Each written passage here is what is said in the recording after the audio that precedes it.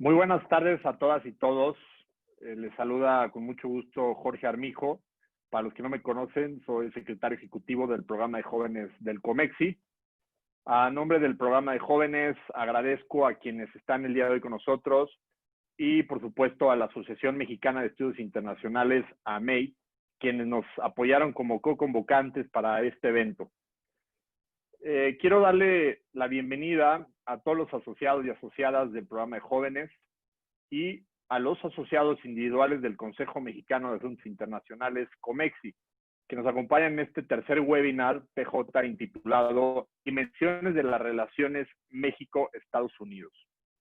Y para conversar sobre este tema, cuya relevancia es sin duda trascendental para México, al tratarse de una de las relaciones más importantes para el país en el mundo, tengo el gran gusto de presentarles al doctor Sergio Alcocer, quien es vicepresidente del Consejo Mexicano de Asuntos Internacionales.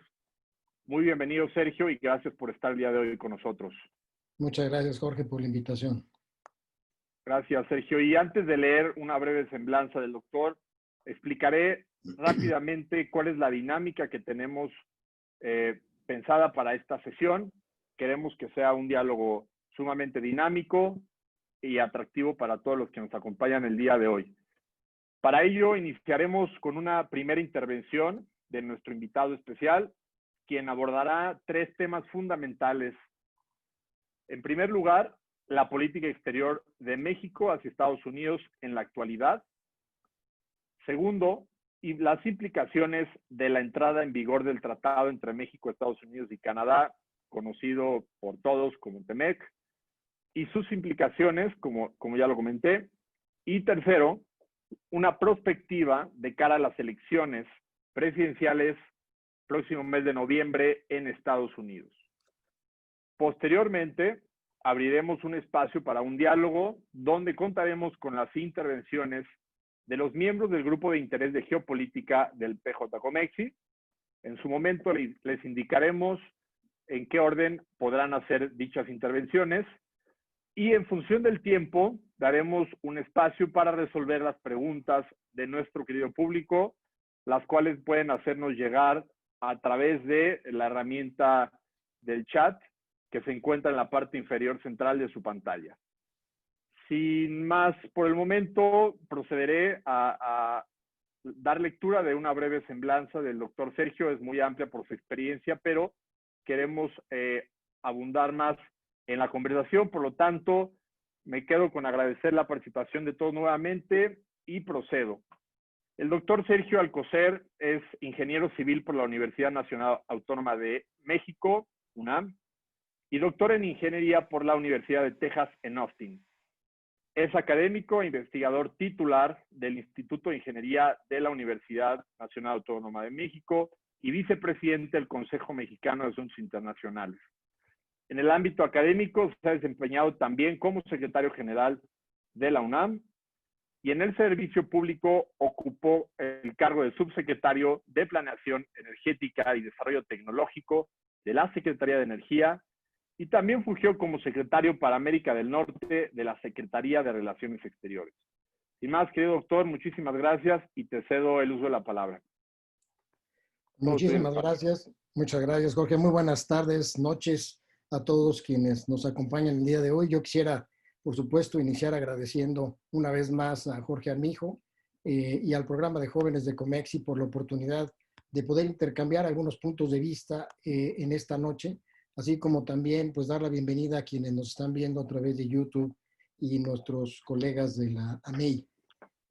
Cuando platicamos Jorge y yo sobre el tema, pues ciertamente el tema de TEMEC surgió en la mesa y alrededor de TEMEC pues consideramos que era importante dar un punto de vista tanto del estado actual de la relación entre México y Estados Unidos y cuáles podrían ser algunos escenarios prospectivos hacia los próximos meses, particularmente el mes de noviembre. Me da mucho gusto dirigirme a los jóvenes, ya que son no solamente ustedes el futuro, como es natural, sino también porque ustedes tienen una mirada más fresca, una mirada más holística, esa mirada millennial que les caracteriza, que me parece que es muy pertinente para incorporarla de manera más amplia y decidida en una institución como COMEXI, que como sabemos, pues es un centro de pensamiento estratégico y que debemos de seguirlo promoviendo, apoyando, para que cumpla con su misión de poder desarrollar propuestas basadas en la evidencia empírica, basadas en conocimiento acerca de los temas relevantes de relaciones internacionales para el país. Entrando en materia, pues el estado de la relación actual, yo iniciaría diciendo que, bueno, como es de sobra conocido, la relación de México-Estados Unidos sí es la más importante que tiene nuestro país en el ámbito exterior. Es una relación de suyo compleja, no hay que complicarnos más la vida en esto, y lo es porque hay una asimetría natural entre los países, hay diferencias en muchos ámbitos, diferencias culturales, diferencias de ambiciones como país. Hay agravios en algunos casos todavía presentes y que se manifiestan en la relación. Y hay una diferencia también en el grado de profesionalización y de seriedad con que en ocasiones se abordan los temas de uno y de otro lado. Y estas diferencias hacen que la relación sea tensa permanentemente, sea una relación compleja. Y bueno, pues depende de los dos países el hacerla más tensa y más complicada.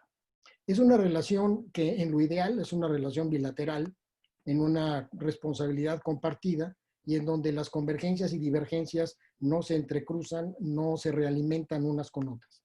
Sin embargo, hemos visto en los últimos meses y año y medio que la relación se ha erosionado en el concepto bilateral propiamente, lo que implica la bilateralidad de que somos dos iguales y tenemos naturalmente las mismas posibilidades de discutir los temas, entendiendo que uno no es amigo del otro. Lo que buscamos es que cada país avance en sus intereses y buscamos una convergencia en el avance de nuestros propios intereses. La responsabilidad compartida es fundamental por los diferentes temas tan complejos que hay, en los cuales hay una interacción entre los dos países, señaladamente el caso del narcotráfico y las drogas, por poner un ejemplo, o bien el manejo de la frontera. Es una relación que hasta el inicio de la presidencia del presidente Trump tenía una arquitectura razonablemente bien construida a lo largo del tiempo, que se había venido maniobrando, perfeccionando, diría yo, presidencia tras presidencia, en temas de economía, seguridad, incluso, por ejemplo, de atención a temas de mujeres, ya llegando a ese tipo de refinamientos en la relación. La entrada del presidente Trump vino a dislocar la arquitectura que se había construido y la entrada de la presidencia de la administración López Obrador igualmente ha venido a modificar la operación o afectar la operación de esta arquitectura. Es una relación, además, que está fuertemente influenciada por las personalidades de los presidentes de los dos países. Y así ha sido y así será. Además, en este caso, dos presidentes que tienen muchos puntos en común. Ambos son grandes distractores o buscan distractores frente a la realidad que les acontece en los dos países. Son altamente efectivos para comunicar su mensaje, son altamente eficientes en cuanto a mover los sentimientos de la población a favor de las políticas que mueven. Entonces, ciertamente hay una confluencia de personalidades entre estas dos personas, Trump y López Obrador.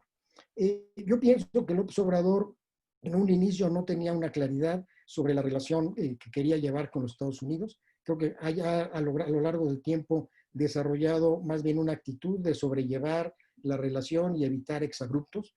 Finalmente hay una suerte de temor del presidente López Obrador ante los arranques que pueda tener el presidente Trump, arranques que son, me parece, más calculados que lo que uno supone. Y por otro lado, la relación del presidente Trump, o más bien la idea del presidente Trump frente a la relación con México, se basa en que sus planteamientos electorales del 2016 no se vean desdibujados por un mal comportamiento o una actividad en nuestro país que pueda poner en riesgo esos postulados electorales. Me refiero a un planteamiento, una plataforma claramente xenófoba, una plataforma denunciando al Tratado de Libre Comercio América del Norte y el aprovechamiento de México de esto. Y bueno, pues en la medida que estos temas que van aderezados de la migración y el narcotráfico con la seguridad hagan que se trastoque la propia agenda del presidente Trump, el presidente Trump reacciona y pues levanta la voz, generando amenazas como fue el tema de los aranceles. En fin. La relación está en una de las fases, me parece, más tensas que hemos tenido en los últimos años, en temas migratorios, en temas comerciales, en temas económicos y en temas de seguridad. Basta mencionar dos o tres temas. El primero de ellos, la creación de facto por parte del gobierno de México, o la aceptación de la creación de facto de la patrulla fronteriza, mediante el despliegue de la Guardia Nacional, no diseñada para ello, pero que termina siendo una patrulla fronteriza y un muro humano. Segundo, las recientes declaraciones y toma de decisiones en el ámbito de la política energética, fuertemente cuestionada por empresas estadounidenses, y además movilizando instituciones normalmente bastante neutras en estos temas, como el Instituto Americano del Petróleo, que es un instituto mucho más técnico de lo que uno supone, y que, bueno, hay una fricción importante ahí entre los dos países. Y un tercero, que me parece muy relevante ante la visita del presidente López Obrador, que es la comunidad mexicana, siempre muy buscada en la época electoral, en el caso del presidente López Obrador, con mucho éxito, con un voto muy importante a favor de López Obrador. Sin embargo, que en los últimos meses pues ha quedado básicamente desatendida. Hasta aquí, digamos, es una radiografía gruesa de la actual relación entre México y Estados Unidos. ¿Cuáles serían las implicaciones del Tratado de Libre Comercio? Aquí me gustaría, del nuevo Tratado de Libre Comercio, hacer un repaso de qué era y qué no era NAFTA.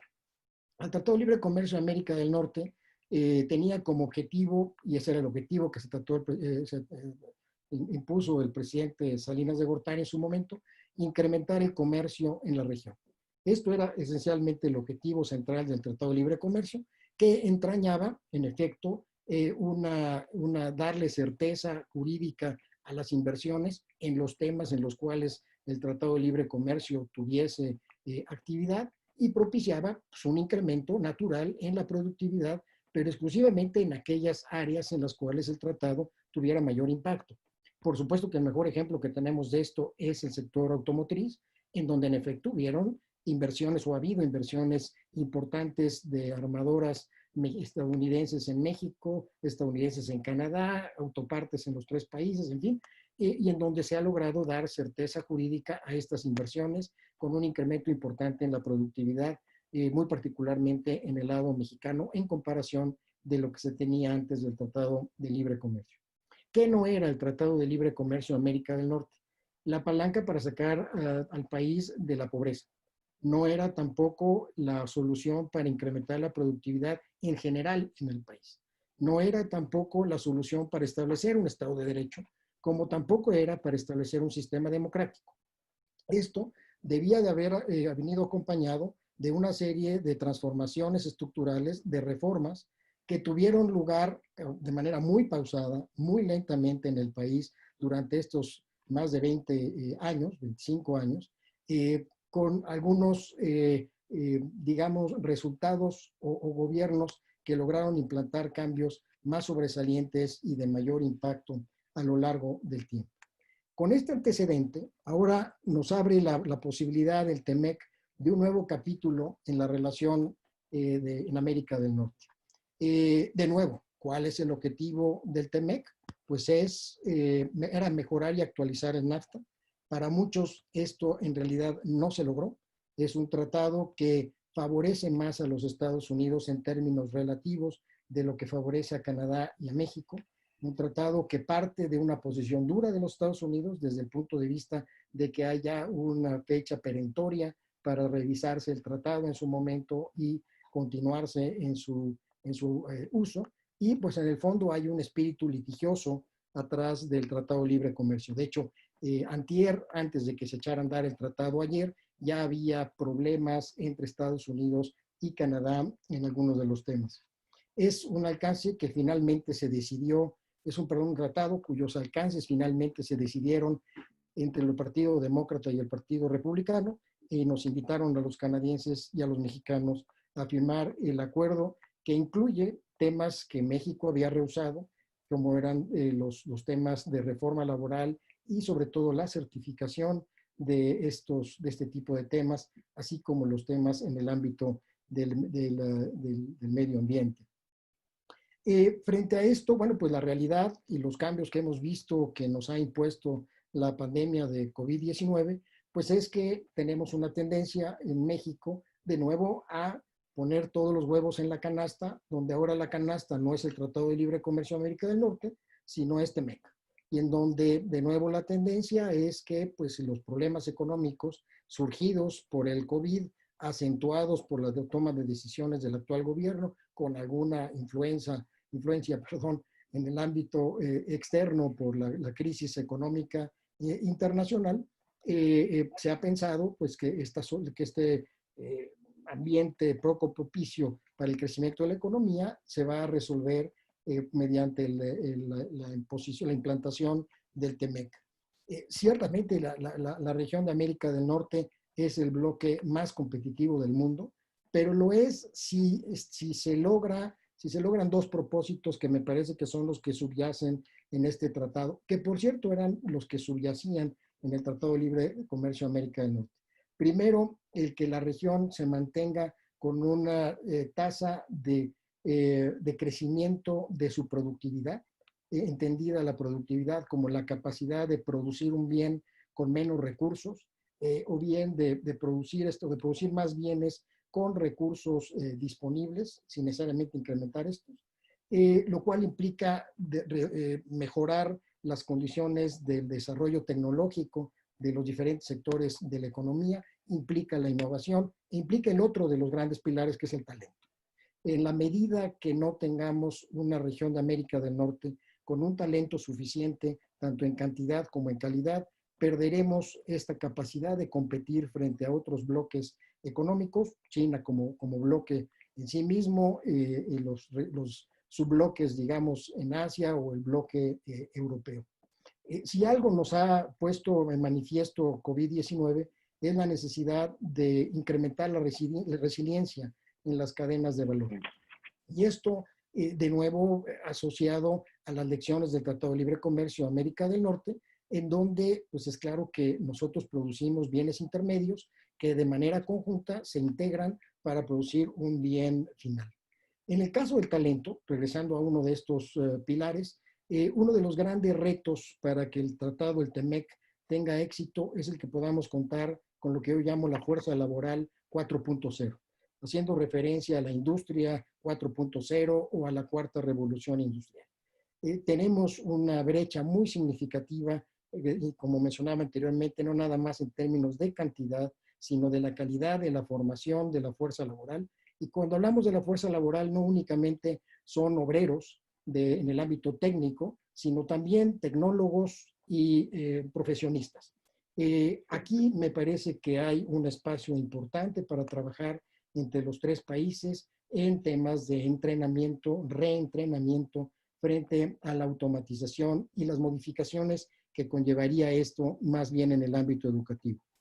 Impone también un reto el TEMEC en cuanto a la frontera, que me parece una gran oportunidad por aprovechar, invirtiendo de manera significativa en el establecimiento de corredores logísticos desde el Suchiate hasta el Yukon, en plataformas logísticas que nos permitan en sitios bien seleccionados desarrollar manufactura de alta calidad a manufactura avanzada para contribuir con talento, productividad y con calidad de manufactura a tener una mayor competitividad y mejorar nuestros cruces fronterizos, que si bien se ha avanzado, no ha sido suficiente.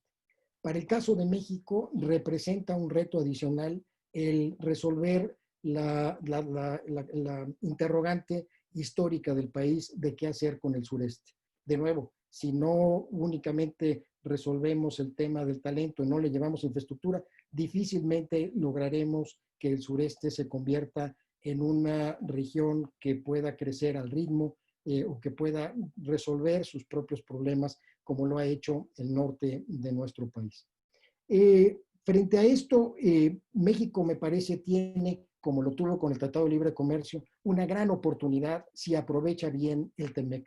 Pero de nuevo, Si pensamos que el TEMEC solito nos va a sacar adelante, no va a funcionar. De nuevo, tenemos que hacer la tarea hacia adentro de la casa y resolver los problemas de cómo vamos a formar ese talento que se requiere. Yo estoy convencido de que la arquitectura y la propia operación del actual sistema educativo mexicano de ciencia, tecnología y de innovación está rebasado. Hay que hacer una reingeniería en estos temas, hay que repensarlo de una manera diferente y hay que repensarlo a la luz de lo que pasa en Canadá y de lo que pasa en Estados Unidos. Y lo mismo pasa en el tema de la productividad. Si no hay un esfuerzo dirigido, focalizado del país en materia de incremento de la productividad, este pilar se va a perder, se va a erosionar y además estaremos dando la posibilidad para que en una futura revisión del tratado pues terminemos siendo excluidos o aún más podemos ser limitados en nuestra participación. Ahora bien, en este ambiente, ¿cómo se presentan las elecciones en los Estados Unidos? Bueno, pues las encuestas, las últimas encuestas del día de hoy ponen al vicepresidente Biden ex vicepresidente Biden con una ventaja de 9 puntos, 9.3 puntos sobre Trump, 49.3 contra 40. Lo interesante es que prácticamente todas las encuestas tienen un diferencial a favor del vicepresidente Biden entre +4 y +14. Es decir, no hay ninguna encuesta que pueda cuestionar en este momento la ventaja muy clara del vicepresidente Biden. En cuanto al colegio electoral, en este momento, si la votación fuera el día de hoy con estas condiciones, el vicepresidente Biden tendría asegurados 222 de los 270 miembros del colegio electoral que son necesarios para lograr la victoria. Es decir, necesita 48 votos electorales adicionales a los que tendría. Esos 48 se logran con Florida y Pensilvania, cuya suma de los dos da 49. En el caso de Florida, que es un estado que ha oscilado entre demócrata y republicano, lo ganó el presidente Obama en su momento, lo ganó marginalmente el presidente Trump ahora. Es un estado que puede ser claramente el estado bisagra que le dé 29 de los 48, si es que se mantiene la diferencia que tenemos ahora. El otro es Pensilvania, que es un estado mucho más cercano a los demócratas tradicionalmente, en donde lo ganó Obama, lo ganó por un pelito, 0.7% Trump, pero que tiene ahí Biden una ventaja de +7 puntos muy sólida que ha venido incrementándose. Y bueno, algo parecido está sucediendo en Wisconsin, en Carolina del Norte, quizá en Arizona ha reducido un poco la ventaja que tenía Biden, pero pues, las ventajas igualmente oscilan entre el 7% para el caso de Pensilvania y 3% en Carolina del Norte, 3,5% en Arizona. De acuerdo con estadísticas que surgieron igualmente el día de hoy, se estima que el 86% de los votantes que votaron en su momento por Trump lo volverían a hacer. Entonces, realmente lo que está en disputa es ese 14% y de ellos realmente 8%. Son 8% del electorado que votó por Trump en su momento y que actualmente ha dicho de ninguna manera vuelvo a votar o tendría la posibilidad de pensar si es que alguna condición cambia en poder votar por Trump. Eso no significa que vaya a votar por Biden, esas no vota por nadie y eso puede favorecer a Trump. Si alguien ha sido el ganador del COVID-19 ha sido Biden, de ser el gran perdedor en la contienda demócrata, pues es el candidato, o será el candidato del Partido Demócrata. Una persona que lo que ha hecho es replegarse y simplemente permitir que el presidente Trump cometa los errores que ha venido cometiendo. Están los temas de política interna de los Estados Unidos, como ha sido el tema de la supremacía blanca y el racismo y los movimientos en apoyos en contra, digamos, de las causas de xenofobia, diría yo, no muy ortodoxas, pero finalmente efectivas declaraciones a través de su libro de John Bolton, el propio manejo de la epidemia del COVID-19 y más recientemente el anuncio que se hizo del informe que se le presentó al presidente Trump por parte de la comunidad de inteligencia de que se habían establecido recompensas para el asesinato de soldados estadounidenses en Afganistán, con una declaración del presidente que él no estaba enterado y no había sido, no hay tal nivel de recompensa. En este pues, entorno se presenta la visita del presidente López Obrador dentro de una semana, con el pretexto de agradecer pues, todos los gestos de amabilidad que el presidente Trump ha tenido para con México. Me imagino que incluirán en este agradecimiento las declaraciones de julio del 2015, cuando se lanzó el presidente Trump en su búsqueda de la presidencia, denostando de manera inaceptable a la comunidad mexicana o a México en general. Y bueno, pues igualmente con un pretexto de echar a andar el tratado, el nuevo TEMEC. Se ha manejado por diferentes analistas, o se han discutido por diferentes analistas la conveniencia o no de que vaya el presidente López Obrador. Yo creo que es claro que no hay una ingenuidad de ninguna de las dos partes en esto. Creo que es claro, en mi opinión, que López Obrador sabe que va a ser utilizado electoralmente y creo que en el fondo prefiere López Obrador apostar por el hecho de que el presidente Trump se reelija. ¿Qué va a lograr el presidente López Obrador? Bueno, pues hay 2 o 3 audiencias a quien va a estar dirigido esta visita. Por un lado, a nosotros, aquí en nuestro país, en donde creo que, pues, habiendo conocido los resultados del error enorme que se ejecutó en la Cancillería pasada al traer al entonces candidato Trump a visitar al presidente Peña, pues creo que hay una coincidencia bastante amplia de que no va a mejorar, no va a beneficiar a México. Sin embargo, es un distractor muy importante. Siempre cualquier tema con Estados Unidos acapara las noticias y la atención no solamente del Círculo Rojo, sino en general de la población por la importancia que reviste la relación con los Estados Unidos. Entonces, me parece que va a servir más como un distractor en una lógica de esta situación actual de inseguridad, del COVID-19, que pues estamos enfrentando en el país cotidianamente. El otro de los posibles interlocutores o posibles receptores del mensaje del presidente López Obrador es la comunidad mexicana.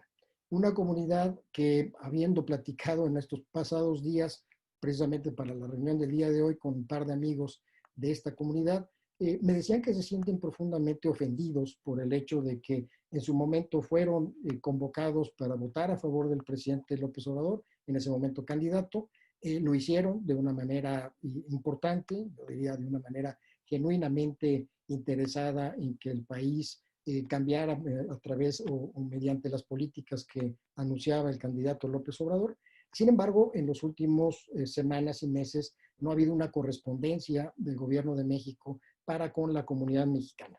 Señaladamente, pues las víctimas fatales, los enfermos de COVID-19 en los Estados Unidos que no han sido apoyados de una manera más focalizada.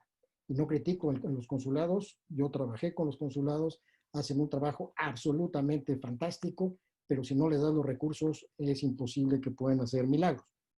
Y el tercero de los temas, pues es, se ha planteado que el presidente va para presentarse ante una audiencia internacional como un líder de Estado, como una persona interesada en los temas internacionales. Yo creo que eso es bastante más difícil, yo creo que es estirar demasiado la liga de lo que realmente es el interés. Yo creo que el interés del López Obrador es promover un acercamiento y apoyar al presidente Trump, porque creo que ha aprendido que las políticas que en algún inicio le podían haber afectado al proyecto de la 4T, las ha logrado contener regalándole el dulce de la patrulla fronteriza, Guardia Nacional, resolviendo el problema de la migración con Centroamérica y México absorbiendo los 60,000 o más centroamericanos en búsqueda de asilo.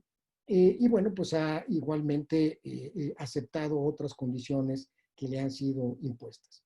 Por el lado del presidente Trump, pues naturalmente su interés es utilizar la visita del presidente López Obrador para fines electorales. Creo que no va a tener mucha atracción con la comunidad hispana. El hecho de que el presidente Trump haya sido claramente vocal contra los Dreamers, pues no creo que haga un eco favorable en la comunidad hispana para lograr pues inquietar el voto de los hispanos a favor del presidente Trump. Sin embargo, creo que a quien sí va dirigida esta visita y esta invitación es a la propia base electoral del presidente Trump, digamos los chairos republicanos, ¿no? Que son quienes apoyan el Made America Great Again, quienes están a favor del muro, quienes estuvieron a favor de eliminar el Tratado de Libre Comercio y sustituirlo por algo más, que ahora es el TEMEC, con una posición claramente xenófoba. Y si esto es así y esto se enuncia así por parte de la Casa Blanca, pues va a poner un predicamento muy serio al presidente López Obrador sobre cómo contestar. Hay un conjunto de presiones internas que será interesante ver cómo maneja el presidente Trump. Ya mencioné a la industria petrolera, que es una industria muy poderosa, normalmente alineada a los sectores del partido o a los intereses del Partido Republicano, que van a insistir en que le mande un mensaje y logre que cambie la postura del gobierno mexicano frente a la política energética de remonopolizar el sector energético a través de Pemex y CFE, sin importar el cumplimiento o no de los compromisos contractuales que se hubiesen tomado. Por otro lado, hay expresiones cada vez más fuertes, algunos probablemente inducidos por la Casa Blanca, de los medios de comunicación más relevantes. Quizá el más llamativo, en mi opinión, es el de Forbes del día de ayer, en donde con adjetivos bastante fuertes para un jefe de Estado, de hablarle de charlatán, sí me parece que es quizá un poco excesivo, pero bueno, me parece que hay ahí claramente una posición de los grupos de poder, de los grupos fuertes que puedan apoyar una posible reelección de Trump, que lo vayan a presionar. ¿Cuál es el futuro de la relación? Pues hay dos escenarios, que gane Trump o que gane Biden, no hay más de otras. Sin embargo, creo que los escenarios o los subescenarios pueden cambiar. Yo creo que si gana el presidente Trump, ahorita con menos posibilidades, pero pues en la política cada minuto tiene 60 segundos, creo que él va a exacerbar sus posiciones que hemos visto.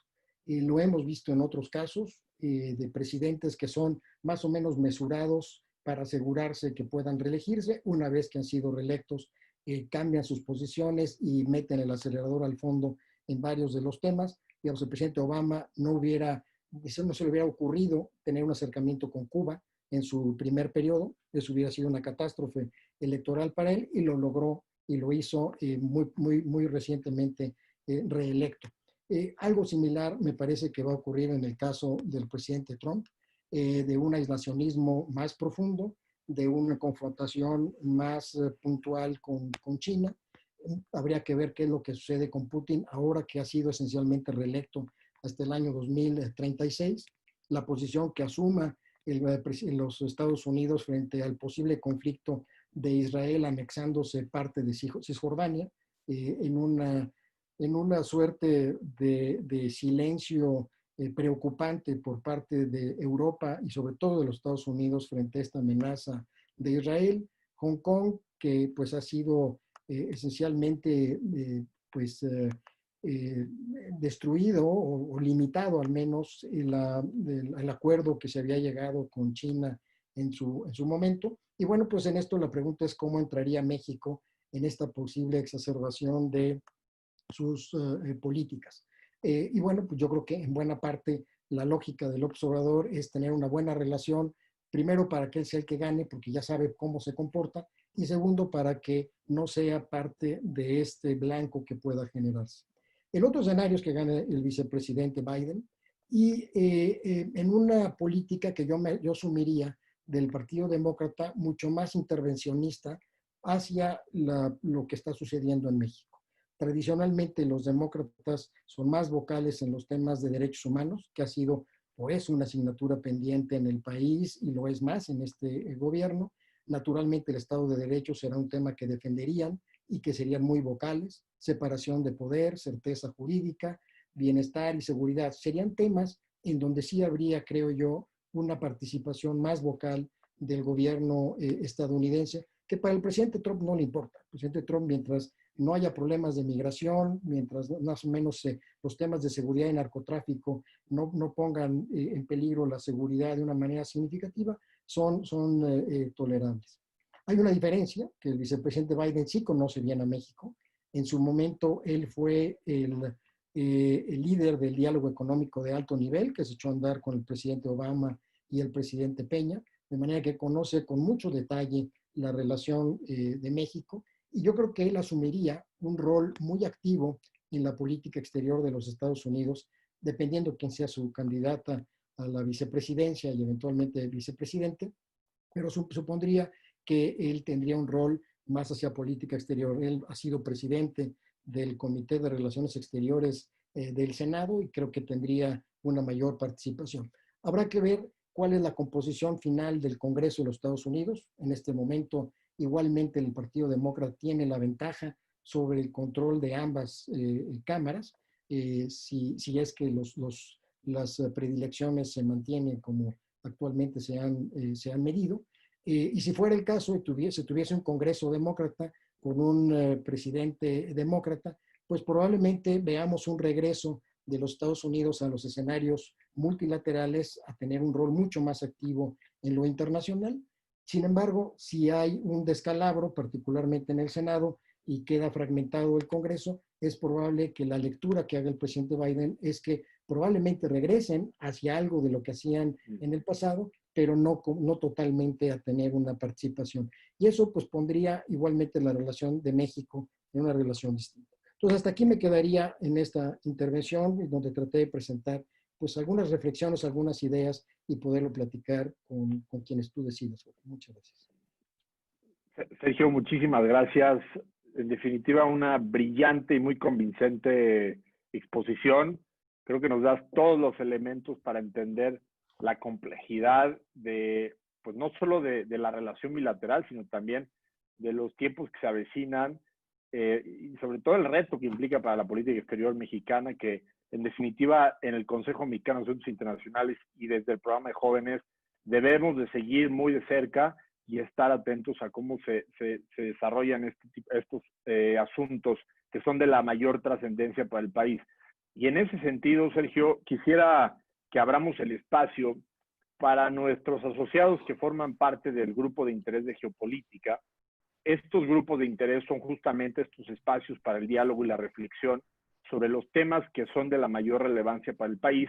Y lo que buscamos es que los asociados jóvenes tengan la oportunidad de participar, interactuar justamente con nuestros expertos y para ese propósito abriremos tanto la cámara como los micrófonos de nuestros asociados, quienes te harán planteamientos en torno a estas tres temáticas que nos acabas de exponer de manera muy elocuente y convincente.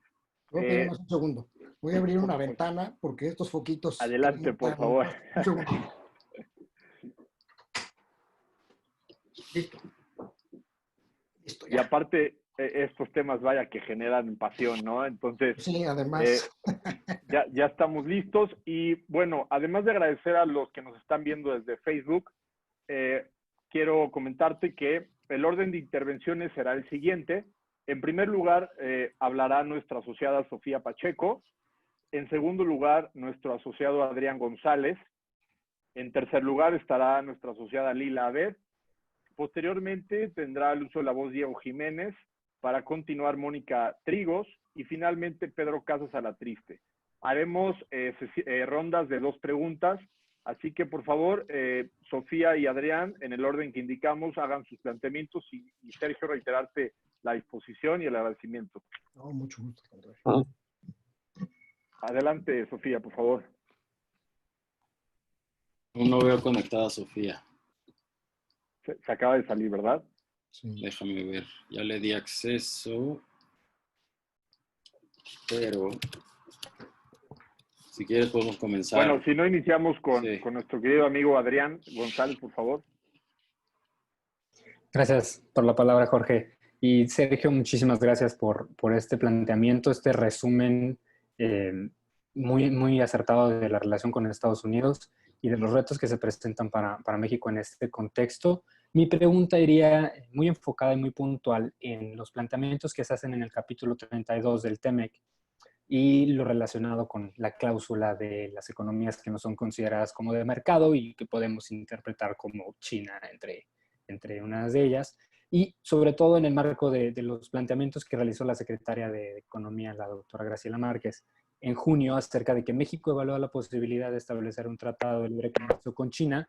Sabemos que este país no se encuentra dentro de la agenda de negociaciones, tiene prioridad Brasil, Argentina, entre otros países, pero bueno, el saber que la Secretaría de Economía está hablando de la posibilidad de que el TEMEC tiene una cláusula, saber qué impacto tendría esto en las relaciones bilaterales con Estados Unidos. Muchas gracias. Perfecto, muchas gracias.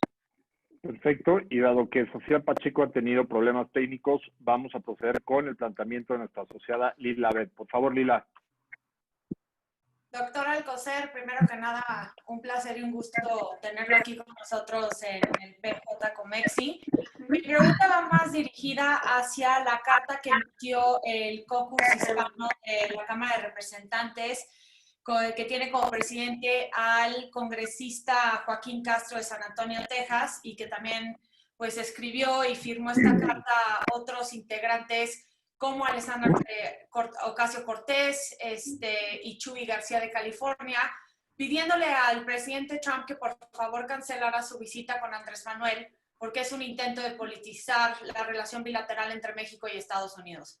A mi parecer es una carta que está marcando un precedente y dejando evidencia que los demócratas le están diciendo al presidente Trump que la cancele por este hecho, pero tengo noticias de que esta carta se pueda emitir también al gobierno mexicano, dirigida al presidente Andrés Manuel López Obrador en los próximos días. Y mi pregunta es, ¿usted qué cree que va a ser las consecuencias o implicaciones si llega a la presidencia Joe Biden y que no se haya sostenido una reunión en paralelo con el candidato demócrata, y cuál sería el cambio de rumbo de la relación bilateral si llega un demócrata a la Casa Blanca, para México en específico? Muchísimas gracias. Sergio, todo tuyo el micrófono. Gracias. Gracias, Adrián, por la pregunta. Creo que el tema que tú tocas es justamente uno de los varios temas en los cuales podemos decir que el Tratado de Libre Comercio no favorece a México, ni a Canadá en este caso, dado que es una condición que establecen los Estados Unidos de decidir con quiénes se debe de comerciar, más allá de una posible aprobación de los Estados Unidos de algunas condiciones digamos, más de carácter operativo. La práctica, y al menos esa era la práctica cuando yo fui subsecretario, es que cualquier negociación que hacíamos en la Cancillería, que en ese momento hacía el gobierno de México con China, le comentábamos el tema a los Estados Unidos. De ninguna manera para pedirle permiso, de ninguna manera para pedirle su consejo o mediación, simplemente porque nos parecía sensato que a tu primer socio comercial, sabiendo que había una disputa comercial con su primer socio comercial, que era China, lo tuvieses informado de lo que estaba planteando. Y debo decir que con todo el profesionalismo que caracterizaba al Departamento de Estado, en ese momento, quiero suponer que así es actualmente, daban o tomaban nota, en ese momento el embajador Anthony Wayne con una gran calidad lo hacía y no había mayor comentario que eso. Eso es distinto de propiamente tener que someter a la aprobación la firma de un tratado de libre comercio con una economía como es la de China. Y creo que eso nos pone en una desventaja significativa. Si bien reconozco que el Tratado de Libre Comercio o en general la relación de América del Norte debe seguir siendo nuestra prioridad, también es conveniente que México pueda buscar otros mecanismos y otros países con quienes comercial pueda tener un comercio más diferenciado. Pero bueno, pues esa es la condición que se negoció y creo que es una condición que nos pone en buena parte contra la pared. Lila, gracias por la pregunta. Y es pues uno de los posibles resultados de esta visita que hace el presidente López Obrador, en donde no ha sido la costumbre por parte de México de intervenir en las elecciones de otros países. Los planteamientos de origen de esta administración fue que respetaría la no intervención y esto claramente se estaría violando abiertamente en una visita que hace el presidente López Obrador en un momento electoral en los Estados Unidos, al tiempo de que si no hay una reunión de alto nivel del gobierno mexicano con el candidato Biden, si gana el candidato Biden, se va a asumir al agravio el que ya traemos en su momento de la candidata Hillary Clinton. En su momento, en la invitación que se le hizo al candidato Trump y al candidato Clinton, no fueron invitaciones simultáneas. Hubo un diferencial de días que fue aprovechado por Trump y no fue aprovechado por Clinton, y así sucedió. Y esto hizo que una vez que se materializó la invitación formal a Clinton, simplemente ella decidió que ya había sido un agravio el cometido y que no tenía sentido tener una reunión. Finalmente, la suerte favoreció al gobierno mexicano, ganando Trump la presidencia. En este caso, pues si se mantiene la ventaja de Biden y llegase Biden, habiendo oído el presidente López Obrador a saludar al presidente Trump, creo que sería no quiero decir que esto sea determinante para la relación, pero creo que no nos va a ayudar. Y es posible que en el ánimo de los demócratas lo puedan cobrar, y si en el Congreso de los Estados Unidos hay una mayoría demócrata, los fondos, muchos de los fondos que puedan en un momento dado pensarse para apoyar a comunidades mexicanas en los Estados Unidos o incluso programas de carácter bilateral van a ser fuertemente cuestionados. De alguna manera nos pasó con la iniciativa Mérida, en donde el senador Ligi, demócrata, fuertemente defensor de los derechos humanos, utilizaba cualquier pretexto para limitar o, digamos, detener el flujo de los recursos. Entonces, vamos a caer en esto, a ser rehenes de esto, volver a caer en estas certificaciones, y creo que pues no estamos en este momento validando o aquilatando lo que puede ocurrir con una visita como esta. Perfecto. Gracias, Sergio. Reiteramos la invitación a los que nos siguen a través de Zoom y de Facebook a que hagan sus planteamientos para posterior al diálogo poder atender en función del tiempo que tengamos. A continuación tiene el uso de la voz Sofía Pacheco para posteriormente hacer su planteamiento nuestro asociado Diego Jiménez. Sofía, por favor. Muchas gracias, Jorge. Buenas noches a todos. Muchas gracias, Sergio, por la gran de este tema. Y bueno, mi pregunta tiene que ver más con el punto 2, que es la actualización del TEMEC. A mí me gustaría mucho conocer en torno a... Hoy en día pensamos, ¿no? Tenemos esta concepción de que la entrada en vigor del TEMEC y todo esto nuevo que se negoció es el logro más importante en la relación bilateral de México-Estados Unidos desde hace muchísimo tiempo. Entonces, ¿ahora qué sigue? ¿Cuál podría ser el próximo proceso político, acontecimiento que podría superar al TEMEC o que deberíamos de estar trabajando también en México en materia de la relación bilateral con Estados Unidos?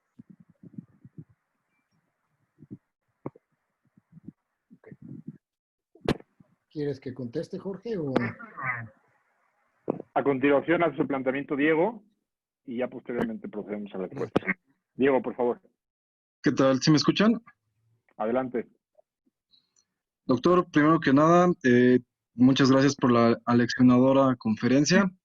Creo que toca puntos medulares bastante interesantes. Me llamó particularmente la atención el tema de las industrias 4.0. Sin embargo, a mí me gustaría hacer 3 breves comentarios para conocer su opinión. Primero que nada, sabemos que este gobierno, el gobierno del presidente López Obrador, está solicitando información respecto al Rápido y Furioso. En este sentido, ¿cómo se podría conjeturar a futuro un panorama en donde el presidente Donald Trump utiliza esta información precisamente para golpear a su adversario demócrata y a su vez aquí internamente pues robustecerse pues bajo una narrativa hacia un público interesado, es decir, a toda la población que pues apoya a la 4T. El siguiente punto a considerar es China. Hay una cláusula en la cual pues ninguno de los 3 países de América del Norte puede firmar acuerdos de libre comercio con este país. Sin embargo, pues ya es un hecho que China ya superó a Estados Unidos en términos de poder adquisitivo. Entonces, ¿cómo podemos manejar la relación bilateral tanto con China como con Estados Unidos sin pues inmiscuirnos en esa, vaya, en esa controversia?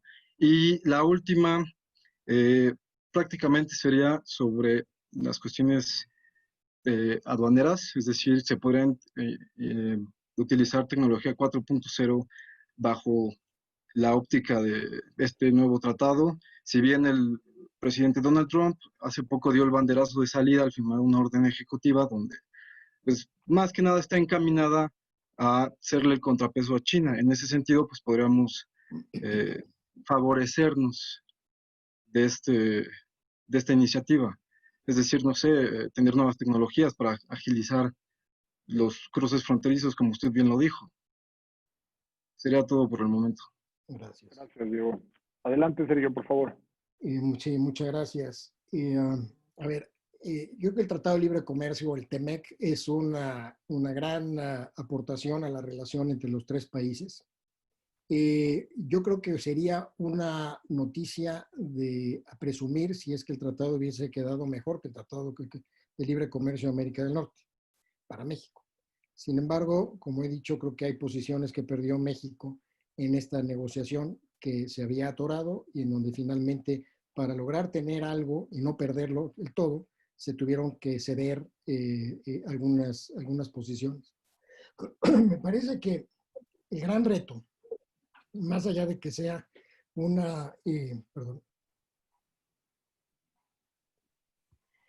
de que sea el logro máximo en los últimos años de la relación, el reto es cómo aprovechamos el TEMEC.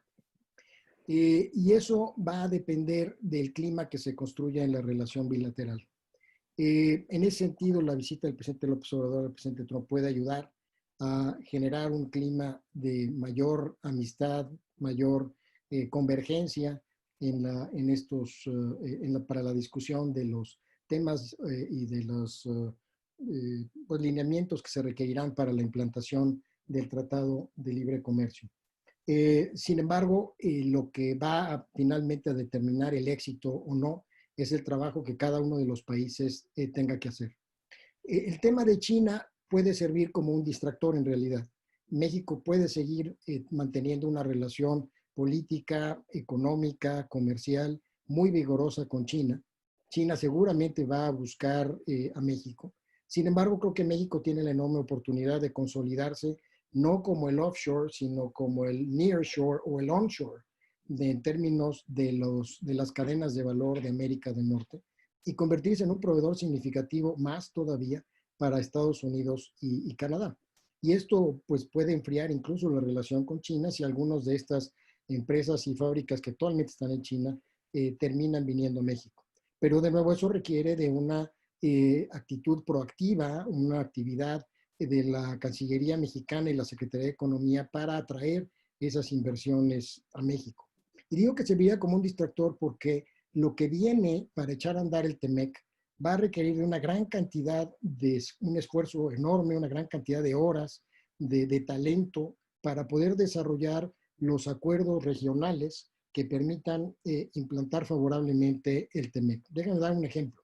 En el capítulo de competitividad y de la parte laboral está prevista la creación de un comité de competitividad. Y dentro de él se plantea que se discutan los mínimos necesarios para poder desarrollar la fuerza laboral necesaria para echar a andar el TEMEC.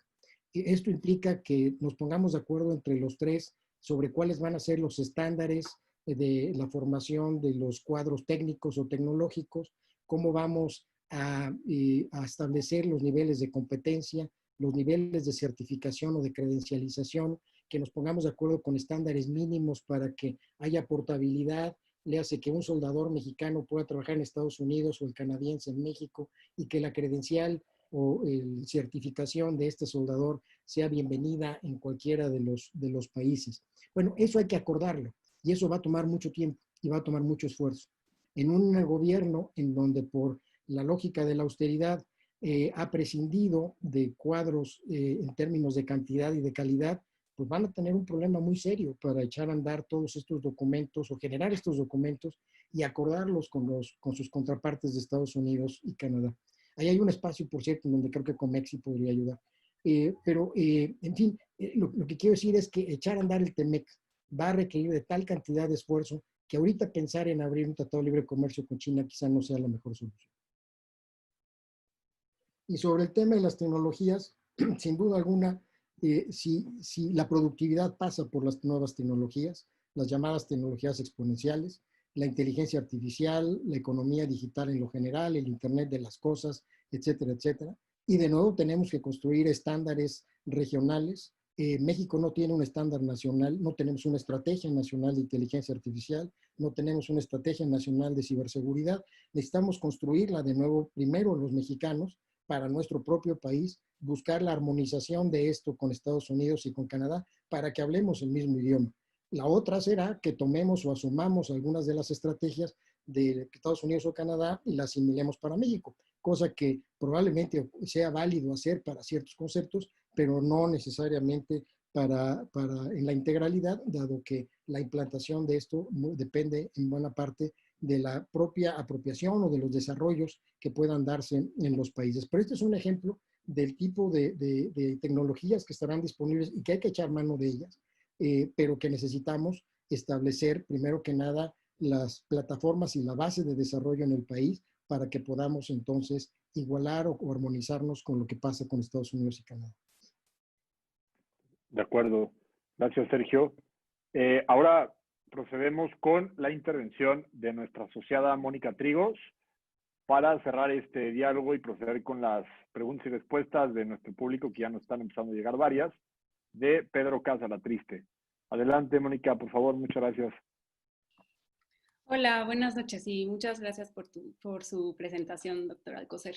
Mi pregunta va más enfocada al tema migratorio. ¿Cuál es su perspectiva? O sea, si bien ya nos mencionó que López Obrador se ha como acoplado a las medidas tomadas por el gobierno de Donald Trump, ante la posible llegada de Biden a la presidencia, ¿cuál sería su expectativa de los cambios en las políticas migratorias? Porque si bien menciona el interés de los demócratas en los derechos humanos, igual sus políticas migratorias también han sido duras. Y en segundo lugar, ante el contexto del COVID y el posible incremento de las migraciones, las caravanas, ¿cuál sería su perspectiva sobre la postura que debería de tomar el gobierno de Andrés Manuel López Obrador sobre el tema migratorio y el incremento de la migración? Muchas gracias. Gracias, Moni. Que por cierto, nos observas desde la Ciudad de México, pero resides en Nueva York, entonces sí, está muy empapada de estos temas. Y posteriormente tiene la palabra nuestro asociado Pedro, que por cierto está próximo a estar por Washington, ¿verdad? Adelante, Pedro. Si el coronavirus lo permite, así será. Si no, estaré por Zoom. Gracias, Jorge, por organizar todo esto. Gracias, doctor Alcocer, por su presentación. Un poquito me la ponen difícil ya hasta el final porque han cubierto prácticamente todo lo que yo tenía en mente. Entonces voy a hacer una pregunta un poco como para que engloba todo lo que hemos dicho y ayuda un poquito como para sacar la nota. Dado todo este contexto, doctor Alcocer, ¿usted quién considera que podría ser mejor para la relación México-Estados Unidos que se lleve la victoria en las elecciones presidenciales? ¿Una relación México-Estados Unidos bajo el liderazgo de Biden o bajo el liderazgo de Trump? Gracias. Gracias. Gracias, Mónica, por la pregunta sobre el tema migratorio y sobre posibles cambios que habría. A ver, yo quisiera plantear algo que es, normalmente hay una tendencia en los expertos en los temas de relaciones internacionales en México, de plantear la dicotomía de qué nos conviene más, si los demócratas o los republicanos. Los demócratas nos quieren más, entonces preferimos a los demócratas. Y pues los republicanos son normalmente más racistas, entonces pues no nos conviene. La realidad es que en los Estados Unidos el propósito de las relaciones internacionales como una herramienta es avanzar los intereses de Estados Unidos en el mundo, sea un partido demócrata o un partido republicano. Entonces, el pensar que uno es amigo o más amigo que el otro es empezar con el pie izquierdo. Creo que ya lo hemos vivido recientemente, de pensar que tu contraparte en la relación comercial es tu amigo y pues de repente te enteras de cosas que no te platicó tu amigo, pues no es tu amigo. Entonces, ahí hay un tema claro de intereses y México en su política exterior no debe de usar una bandera de amistad, sino una bandera de avanzar los intereses de México, no defender los intereses, avanzar los intereses de México. Bajo esta lógica, en la época del presidente Obama, yo era subsecretario en el momento, tuvimos en varias ocasiones que discutir con ellos la inconveniencia y la no posibilidad de México de generar una patrulla fronteriza. Ellos querían que tuviéramos una patrulla fronteriza. La salida que nosotros les decíamos es: la Policía Federal tiene una agrupación dentro de la misma que hace una función de patrulla fronteriza. Y un poco lográbamos que la discusión se detuviera. Ahora ya existe la patrulla fronteriza, que es la Guardia Nacional. Si tú me preguntas qué va a hacer Biden, nada. Nada. Ya existe lo que en su momento habían planteado. Entonces, habrá cosas que no van a cambiar. O sea, la postura migratoria es muy probable que no cambie. ¿Qué va a cambiar? Quizá un acercamiento más amistoso, quizá amistoso en el sentido de una mejor disponibilidad del gobierno estadounidense de apoyar a los países del Triángulo Norte. ¿Por qué? Porque el vicepresidente Biden, y a mí me tocó estar en reuniones con él, era el encargado por parte del presidente Obama de negociar con Guatemala, El Salvador y Honduras los apoyos económicos que pudiesen recibir para poder mitigar con esos recursos el flujo de migrantes. Básicamente que utilizando estos recursos para generar empleo, para poder generar condiciones para la implantación de empresas en estos países, y que entonces mediante la generación de empleo se pudiesen reducir las presiones económicas, al menos. El otro tema era el de la seguridad, hacia la migración. Incluso el propio vicepresidente encabezó en su momento un esfuerzo hemisférico invitando a países de América Central en lo general, del Caribe, con las instituciones bancarias a nivel internacional, Fondo Monetario, Banco Mundial, en fin, para que hubiera una inversión en esa parte del hemisferio americano. Entonces, el presidente Biden está perfectamente familiarizado con esto, y es posible que él tuviera una actitud más abierta hacia apoyar a los gobiernos de América Central y realmente lograr que haya recursos. Si tiene además el apoyo del Congreso, lo podría lograr. Pero creo que no habría un cambio mucho más grande que eso. Sí pondrían cuidado en los temas de derechos humanos, en los temas de separación de familias, en los menores no acompañados. Sin duda que sería un énfasis que harían, como en su momento lo hicieron. Recordemos que el presidente Obama deportó un número significativo de gente, cumpliendo la ley estadounidense, y que nos obligó en aquel momento a negociar los diversos puntos de entrada y las condiciones para que pudiesen regresar nuestros connacionales en las mejores condiciones. Y esto me lleva al tema que mencionas de Mónica, el tema de la COVID. Algo que ha quedado pendiente es una mayor articulación entre los países y que estaba prevista en la arquitectura de los tres países, para apoyarnos en circunstancias como las que estamos viviendo. En un mecanismo que propuso el gobierno mexicano después del H1N1, se generó un mecanismo de coordinación en caso de una pandemia, para poder aprender conjuntamente y para poder disponer de los elementos de diagnóstico y de tratamiento. No ha sido ese un mecanismo que se haya echado a andar en esta ocasión, no que yo sepa, creo que es una oportunidad, porque viviremos más epidemias, de tener un mecanismo que sea mucho más, que tenga mejores reflejos, que pueda reaccionar mucho más rápidamente, incorporando la experiencia que los 3 países aprendido de COVID-19, particularmente en el caso de nuestra frontera, porque el cambio climático ha cambiado el patrón de migración de las especies que cruzan la frontera. Y tenemos diversos patógenos que antes no existían en estas especies. Hay una zoonosis, es decir, los patógenos o los parásitos de los animales que pueden pasar al ser humano. Entonces, eso es algo que tenemos que entender y reconocer e incorporar en este tipo de mecanismos. Y la pregunta de Pedro, pues es la pregunta de los 64,000 pesos. ¿Qué prefieres si jugar un partidito de fútbol americano contra los Patriotas o contra los 49 de San Francisco? Pues a lo mejor contra los Cóndores de la UNAM es más fácil ganarles, pero mira, yo creo que no es un tema de preferencia de quién nos conviene más en términos si es un demócrata o un republicano. Yo creo que para la circunstancia que vive nuestro país, y no me voy a pronunciar a favor o en contra, simplemente haría un análisis, me parece que un candidato como Biden, siendo presidente, si tuviese el apoyo del Congreso, tendría una posición mucho más vocal hacia México, tratando de evitar que si hay denuncias de violación de derechos humanos, de si hay denuncias de violación del Estado de Derecho, de violación de la certeza jurídica, etcétera, etcétera, se denuncie y haya un cambio en las políticas internas. Sí habría, creo yo, una decisión clara de intervenir más en el sentido de denunciar lo que está pasando y presionar. So pretexto o so excusa de defender los intereses de las empresas estadounidenses que invierten en México o de defender pues, los principios de la política exterior estadounidense así expresados de defensa de derechos humanos.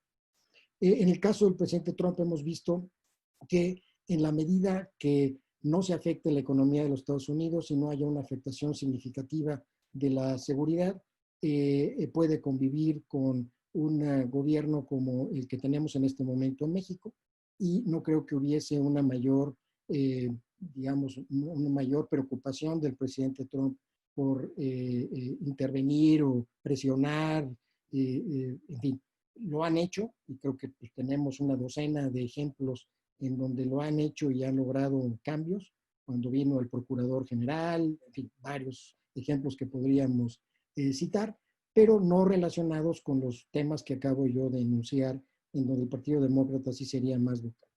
¿Cuál nos conviene o cuál no nos conviene? Pues ya depende de cada uno de lo que nosotros consideremos que nuestro país necesite, ¿no? Y bueno, pues como dije, mucho va a depender de cómo viene la composición del Congreso. Si el Congreso estadounidense es ampliamente demócrata, en tanto en Cámara de Representantes como en el Senado, pues tendrá un poder importante el presidente Biden y que consecuentemente tendrá una capacidad, un margen de acción muy, muy amplio. Si no es así, él tendrá que dedicar buena parte de su tiempo a lidiar con el Congreso de los Estados Unidos. Probablemente uno de los cálculos que esté haciendo es que su candidata a la vicepresidencia sea ella una persona que pueda lidiar con el Senado, de ahí que la posibilidad de que sea la senadora Harris hace sentido, o la senadora Warren, que conoce al Senado en caso de que quede en manos de los republicanos y él se dedique a hacer un trabajo, obviamente, de presidente. Pero bueno, en fin, podemos elucubrar mil cosas y inventarnos escenarios, pero yo creo que no hay un blanco negro, en realidad son matices de gris y pues mucho va a depender en una respuesta como esta, pues de lo que consideramos que es mejor en términos de la política interior de México. Yo tengo mi opinión, pero simplemente les dejo una reflexión así. Muchas gracias, Sergio. Buenísimo. La verdad es que creo que esta primera experiencia de diálogo ha sido muy enriquecedora y bueno, vaya que son varios temas y muy complejos. Creo que todos nos llevamos un buen feeling de este primer diálogo en esta dinámica. Queremos, antes de continuar, porque tenemos 15 minutos para un par de preguntas que nos han llegado en el chat, Sergio, sí. Agradecer a los miembros del Grupo de Interés de Geopolítica que nos acompañaron. Y bueno, procederemos a la tercera parte de esta sesión, que consiste, y bueno, evidentemente tendremos que apagar sus micrófonos y sus cámaras para proceder. Gracias nuevamente a los asociados del programa de Jóvenes Gracias, muy Comexi. amables. Ya los Y veremos bueno, pronto en persona. así es, esperamos que pronto. Y bueno, finalmente, Sergio, compartirte, tenemos cuatro preguntas de nuestro público y vamos a empezar con la primera, si me lo permites.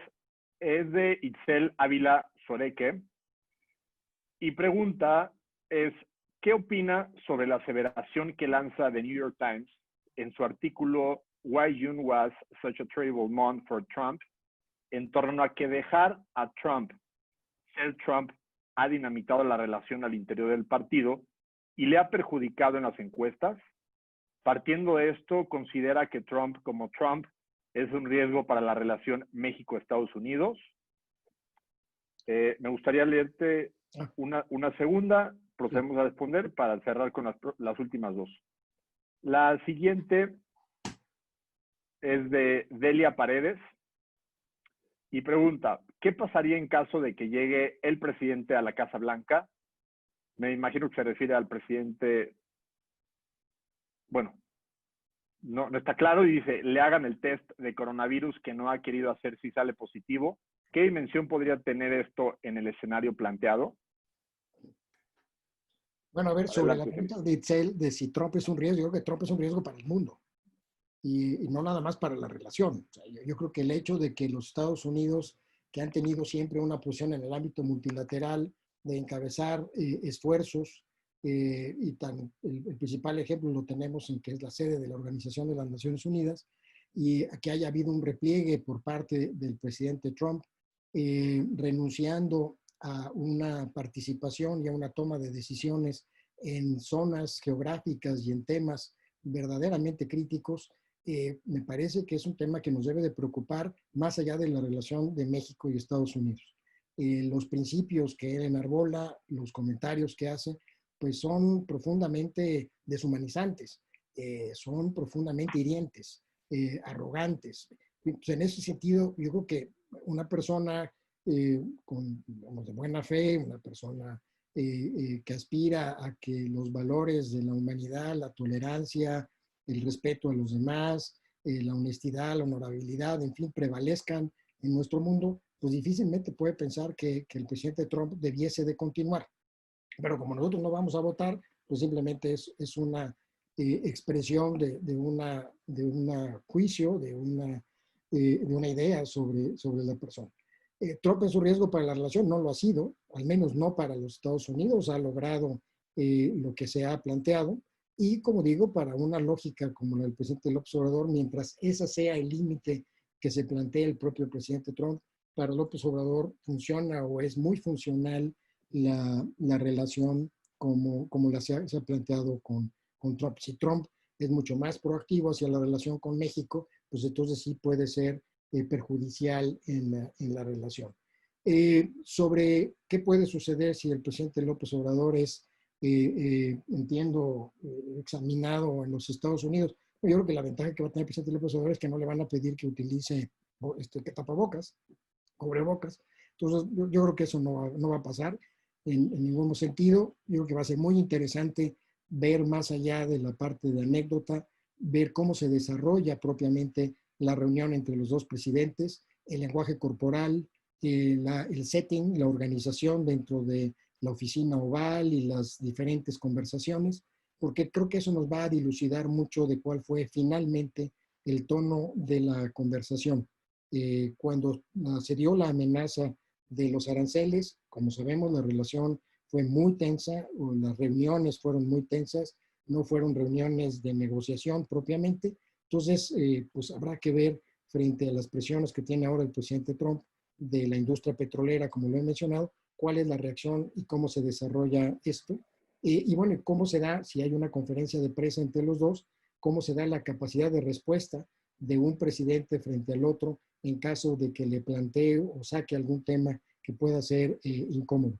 Pero bueno, pues es parte de lo que estaremos viendo dentro de una semana. Y bueno, pues la verdad es que hay que desearle éxito a nuestro presidente en beneficio de la relación para con nuestro país. De acuerdo. Procedemos con las últimas dos preguntas que tenemos. La primera es de Fernando Villar y pregunta sobre las expectativas reales de reducción del déficit en 3 años, recordando que el origen de terminar el NAFTA o TLCAN, el peor acuerdo para el presidente Trump era justamente esta lógica de terminar con el déficit comercial para Estados Unidos. Y la siguiente es de Ismael José Hernández Pérez, y pregunta si considera que a futuro el caso de Felipe Calderón ayude a la elección de Trump en ganar las elecciones y por eso México apueste por Donald Trump. Me parece... Bueno, adelante, Sergio. No entendí esta última pregunta, pero... digamos que habría que precisarla.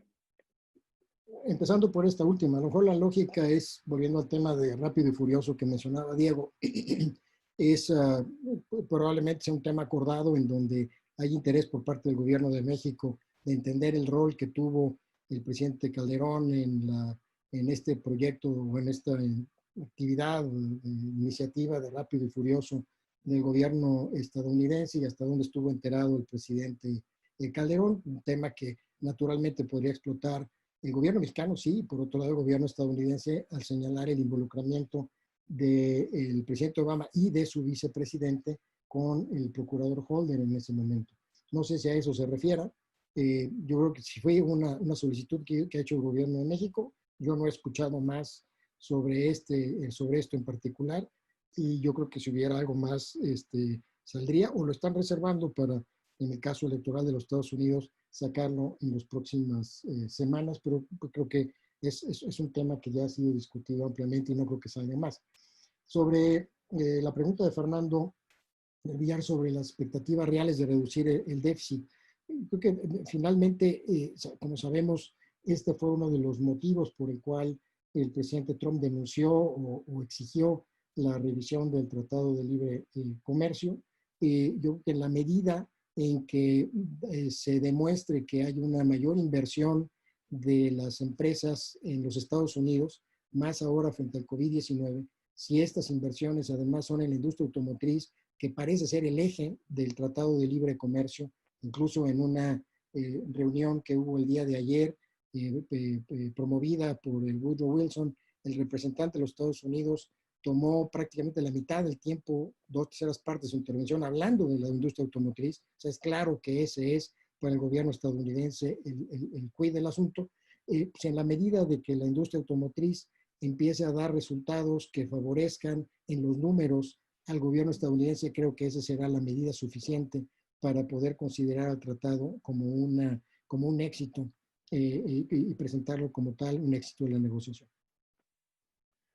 Perfecto, y aquí jugará un papel fundamental la reconfiguración de las cadenas globales de valor, que ese es el tema creo que también central en esta discusión. Y Sergio, si me permites, tenemos tiempo para una última pregunta más, que es de Pía Taracena. Pía pregunta es sobre ante el planteamiento tan importante que hiciste de la configuración del Congreso, marcaría el papel de Estados Unidos en el mundo y mencionabas una vuelta al liderazgo multilateral. Pero, ¿qué va a pasar con la economía post-COVID?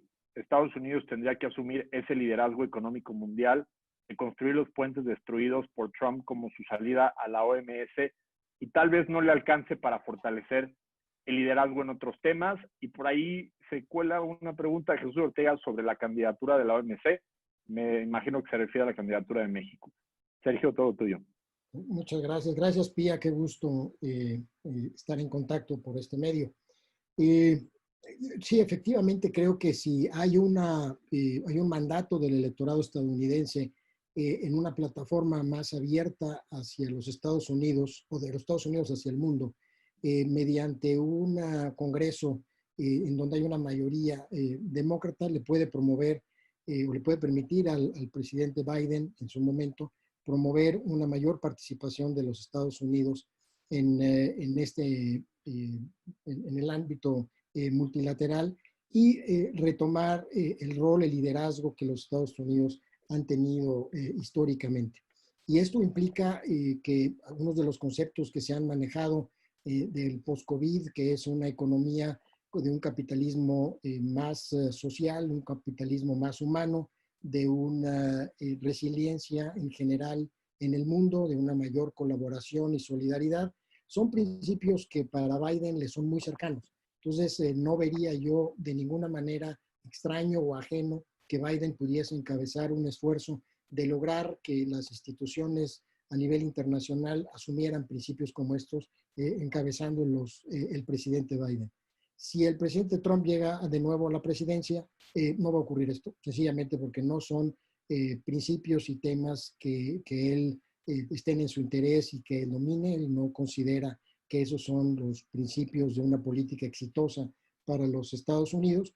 Entonces, el hueco que se quedaría, el vacío que se generaría, es muy probable que lo traten de llenar los chinos, quienes han tenido una clara política, una política muy proactiva de presentarse como los amigos del vecindario, como los solidarios del vecindario, de poder compartir lo conocido y lo que aprendieron del COVID-19, más allá de las otras denuncias que ha habido de que pues no tuvieron la respuesta tan pronta como dijeron, no informaron con la profundidad que debieron de haber informado, etcétera, etcétera. Entonces, sin embargo, bueno, pues habrá algunas tensiones a nivel internacional. Putin se sentirá más seguro, por supuesto, frente a lo que ocurrió el día de hoy, de su reelección por varios años, y de nuevo creo que Rusia tratará de llenar ese vacío. Y bueno, pues veremos, de acuerdo con la composición del Congreso y de quién es el presidente, qué es lo que sucede. Y bueno, pues el planteamiento de México hacia la OMC, pues ojalá que México logre tener una buena candidatura, bueno, una buena campaña, que logre ganar. Tiene enfrente candidatos fuertes, particularmente la candidata surcoreana, es una, no recuerdo su nombre sinceramente, pero entiendo que es una persona muy conocedora de los temas de comercio internacional, una persona muy valorada. No es una elección fácil, naturalmente llevamos el apoyo de los Estados Unidos y de Argentina entrando, pero bueno, pues Corea del Sur hará el esfuerzo que tenga que hacer. Creo que no va a estar fácil. Ojalá para nuestro país y para Jesús Seade, ojalá que gane, pero va a estar difícil. Perfecto, Sergio. Pues hemos llegado a la final de esta sesión. Creo que muchos consideran conmigo de que ha sido una cátedra espléndida y que sin duda nos va a motivar para que desde el programa de jóvenes de Comexi sigamos dilucidando sobre estos temas y pues sobre todo ante los procesos que se vienen en Estados Unidos y México, entre Estados Unidos y México, empezando por la visita de nuestro presidente. Sergio, no nos queda más que agradecerte muchísimo tu tiempo, tus reflexiones, que son muy valiosas para la membresía y seguro para el público que nos escucha. Reiteramos nuestro aprecio y agradecimiento. Y permíteme también agradecer a Verónica Ortiz, la directora general de Comexi, que también nos ha apoyado muchísimo para llevar a cabo esta serie de webinars PJ. Y por último, no menos importante, al equipo de la mesa directiva del programa de jóvenes, que es un equipo sumamente activo, que gracias a ellos ha sido posible estar en esta nueva etapa del programa de jóvenes que esperamos siga desarrollándose en beneficio de Comexi. Sergio, y a toda la comunidad que nos acompaña y por supuesto a la Asociación Mexicana de Estudios Internacionales, muchas gracias nuevamente y nos vemos a la próxima, Sergio. Muchas gracias. Gracias por la oportunidad. Muchas gracias a todos. Encantado. Hasta luego. Gracias a todos. Gracias.